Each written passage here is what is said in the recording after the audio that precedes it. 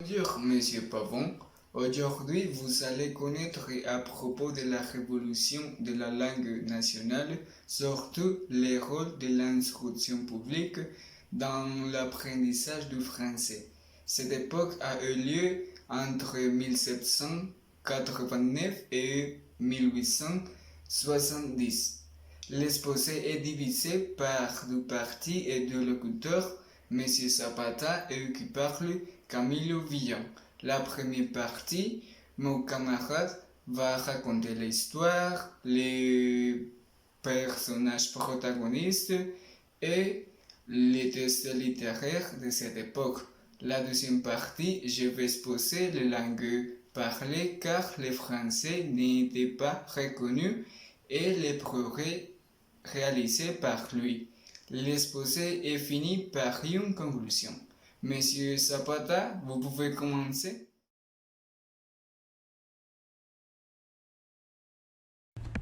Bonjour, je m'appelle Jesus Manuel Zapata Correa et aujourd'hui je vais vous parler de l'instruction de l'enseignement public du français, de l'enseignement du français au 19e siècle. Je vais vous parler de quelques repères historiques, des personnages principaux et des articles imposés à cette époque-là.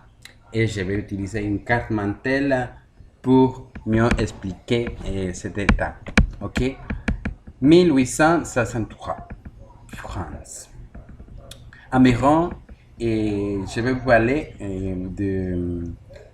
les principaux repères historiques.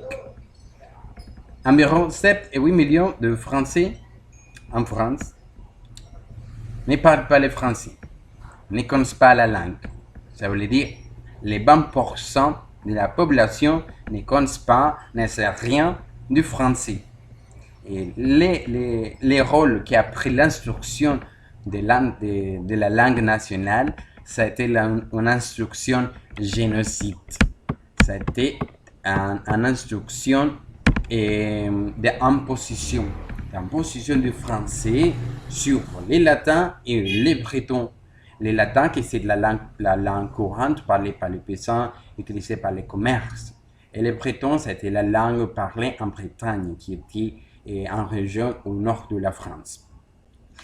Et maintenant, je vais vous parler de quelques personnages principaux dans cette partie. Ok.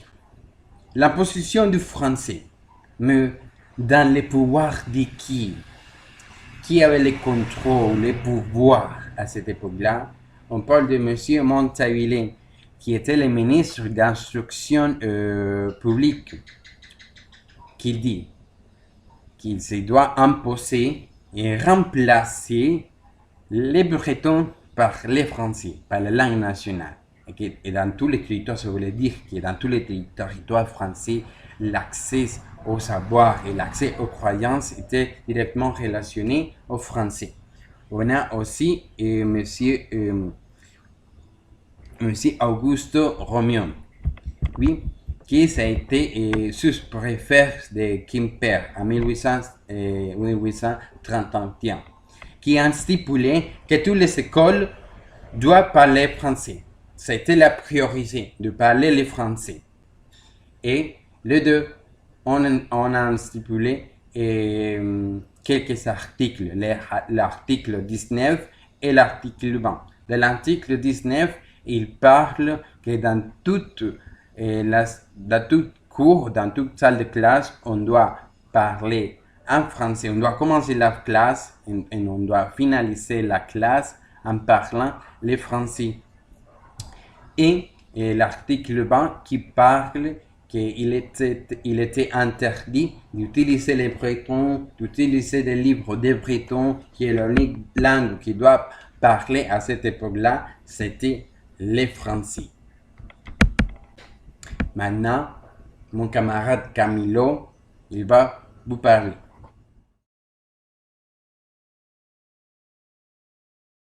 Les Français n'étaient pas connus par les villageois. 20% des Français ignoraient la langue nationale. À cette époque-là, il y avait trois langues qui ont eu plus d'influence. Le latin, le patois au logis paternel et le breton. Le latin est une langue romane et sa diffusion a été portée par la civilisation romaine. À cette époque, le latin semblait laisser de plus traces. Et le patois au logis paternel est une variété linguistique particulièrement orale parlée dans une zone géographique limitée. Et le breton est une langue celtique qui a été parlée par le département du Finistère. En ce qui concerne le progrès sauvé par les Français à cette époque, il est un survivant de l'impérialisme du latin. Grâce aux règlements locaux, il était enseigné dans les écoles en prohibant l'usage du breton. L'interdiction de parler le breton a été la raison par laquelle le breton a disparu.